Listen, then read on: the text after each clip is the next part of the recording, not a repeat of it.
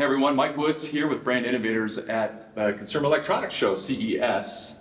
I'm excited to be here with Laura Knebusch from Georgia-Pacific. Laura, hello. Thank you. I'm glad to be here. Why don't you tell the folks who you are and Georgia-Pacific and what you do? Sure. So Laura Knebusch, I'm the head of marketing for Georgia-Pacific Consumer Products. So my team helps support our consumer brands, brands like Quilted Northern and Brawny and Sparkle and Dixie and Vanity Fair help achieve their marketing objectives. My team has resources with everything from insights to content to media, digital promotions, shopper marketing, and analytics. That's a lot. So you think about your brand, Georgia-Pacific, and all the brands you mentioned. And CES, kind of odd company. Why do you come to CES? I come, to learn. I mean, there's a lot of knowledge to be gained at CES, to be inspired and amazed. Just as a consumer myself, it's pretty exciting to come home with some of the things you're most excited about. I mean, the drone that can carry individuals, that's a pretty cool idea. And then also just to connect. I mean, this is such a great opportunity to connect with so many people within our industry, so many partners, and I always go home feeling like I've got more potential partners and kind of opportunities than when I came. Yeah, same. So I've been coming for years now, and I was thinking this morning, getting ready for this, how for me it's equal parts energizing, exhausting, and because of AI, a little terrifying now. And I'll bounce around here a little bit. We have a few questions to ask you, of course, but it clearly. I've been in some sessions, right? Clearly, you can't sit through one without AI coming up in some way, shape, or form. So how are you thinking about AI, and not just in your job, but in your life and in the business that you do at Georgia-Pacific? I'm excited about AI. I mean, I know there's definitely a lot to think about when you think about kind of privacy and just the kind of potential of how informed and kind of real life AI could be in the future. But when I think about my life, when I think about our team, we leaned in probably coming out of CES 2 years ago when we first really started to talk about generative AI. And at that point, we created a roadmap of learning because we knew that there's just low-hanging fruit. I have an in-house creative team, and so as I think about kind of copywriting and image generation, the ability to kind of go from 0 to 40% before you really needed to bring in some of that human creativity. So we've definitely leaned in to test and learn, and we've scaled where we've seen value. What's got me really excited is also, even just going back to machine learning, but really thinking about some predictive elements or AI elements within our analytics and how it can help us make smarter decisions. But one of the things I found is that unless you are using AI personally and you've started to engage with it, at work, it was hard to get folks to lean in and start to use it. And so, one of the challenges I've given folks is what is something where you think AI could help you? So for me, it's travel. I love to travel, and so I really started to use ChatGPT to help me think about itineraries and places to go and get really detailed ideas around that. Because I think when you start to see the value in your personal life, it becomes easier then to start to connect it to have a concrete value at work as well. Absolutely. So I lead business development at Epsilon, and you think about meaningful meetings, and it's very difficult to find time with folks like you, right? When we get there, we want to make sure it's meaningful. What a great preparation tool, right? There's no reason we shouldn't come well-informed and prepared to have a really compelling conversation. I also wish I could go back in the time machine and go to college again. Can you imagine, right? I was a pretty good student, but to be able to lean into ChatGPT to help you refine and write. And you said something in your fireside chat just a few minutes ago about agentic AI. I thought that was a pretty cool idea. Do you want to share that? Yes, I mean, that's where, again, the potential of a lot of low-hanging fruit when I think about generative AI today, but when I think about kind of agentic and really being able to use AI to help the business make smarter interactive decisions. The things I talked about was, we have a lot of young marketing talent. What if you had kind of your marketing expert where you could ask any marketing questions, amazing, like how to write a brief, how to, kind of make investment choices. Or we really are focused on our consumer. And what if you could actually create your consumer, in a way to interact and kind of understand maybe how some of your executions or your innovations, how they would react to that. I mean, that's what gets you really, it's the goosebumps. It's a little scary, but that's what gives you kind of goosebumps about what could be in the future. Yeah, and a great way to check bias too, right? We're all experienced, right? And we have we trust our gut maybe too much sometimes. And you talked about the balance of proven analytics at your business, right? Of course, you all You want to make sure that you're getting the return for the investments that you're making. And, increasingly, if you had a way to sort of predict outcome, because of AI, imagine how powerful that could be. Let's go to leadership broadly and the balance of innovation. Innovation can be intoxicating, right? We want to lean into the new thing. And you really spoke a lot to not just from a marketer perspective, but from an overall business and leadership perspective at your organization. Talk to me about your style and how you incorporate innovation into your everyday working life with your teams. Yes, so I'm very lucky to work for a company that values innovation, and it values the type of talent and employees who are going to constantly be on the search for that. What's the next way to do things better? And we use a term called creative destruction, which is this idea that if you are not coming up with that next better way to do something, someone else is probably going to do it, and then you're going to be left behind. And I think that's a really powerful concept.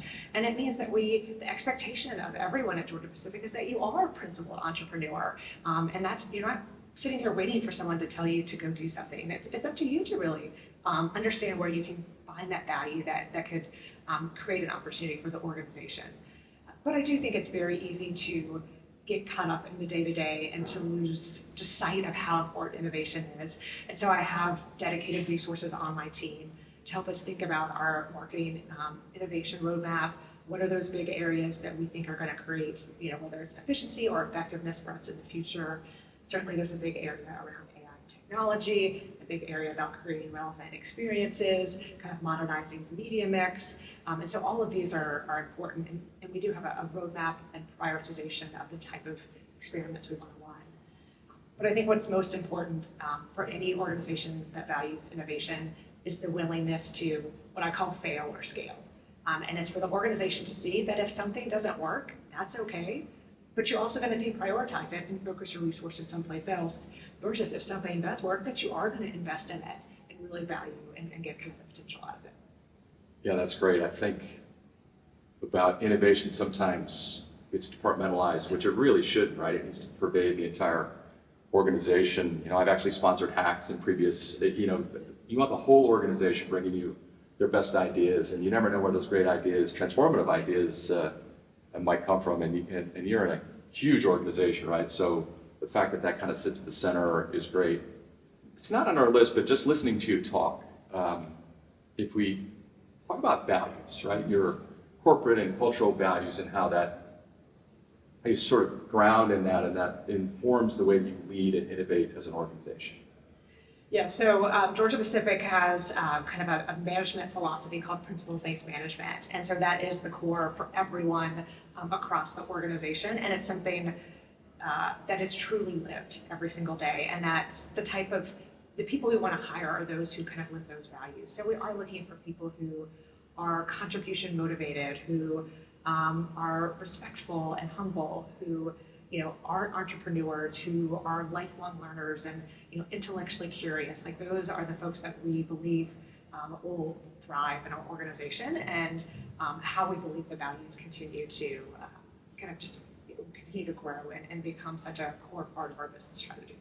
Yeah, that's great. So I did a quick check. 13 years? Actually, 14. 14 years. Yes. That's a great run. So lots of change in the last 14 years, kind of universally, and then in business and the way that we think and work every day. What has surprised you most recently about the way that you're working? Are you surprised on a regular basis as you think about, wow, I didn't see that coming, or we were going one way, but this thing really happened and it changed the way that we moved forward. We thought it maybe was bad, but it ended up being a good thing. Do you have any kind of memories about that? I mean, so I grew up in pretty traditional CPG, brand marketing, and I've been in my role 4 years now. I've been at the company 15 years, my role 4 years. And what gets me excited every single day is the fact that this job is so different than what it would have been 20 years ago when I started out in marketing. And it is so much more dynamic and so much more complex and evolving rapidly. And again, that's scary and exciting. When I think about the tools around data and marketing technology, when I think about AI, when I think about just the importance of creativity, it's always been important, but to evolve from what I would say brand marketing into consumer experience, which is part of my organization, that's what's exciting. And so it's not something that I necessarily would have predicted 20 years ago. And certainly AI is not something I would have predicted how much it would be impacting us in the last couple of years. But it's what brings me to work every day. It gets me excited because every day is a little bit of a new challenge that we can go solve. So we've known each other for 15 minutes, but you seem like a very grounded person. You just said a really important word, complexity.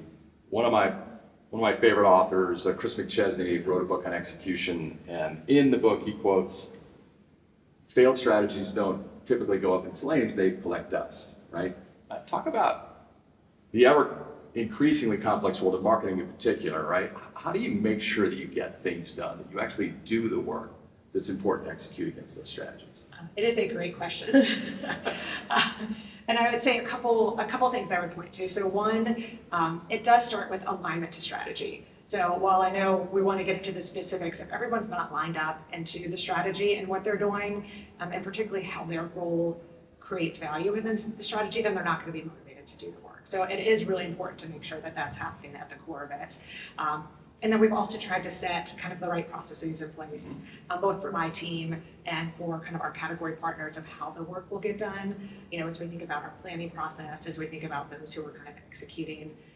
And then we have to be held accountable. And that's, at the end of the day, my team is the one who's doing a lot of the executing, and so they have to be the ones held accountable for what's in market or not. And again, we have to be willing to make changes or do something different if we're not doing it in the way that we need to. And accountability is another one of our big principles. And if you own something, you are accountable to make sure it happens, and making sure that that's something that everyone understands within their expectations. I think it's important.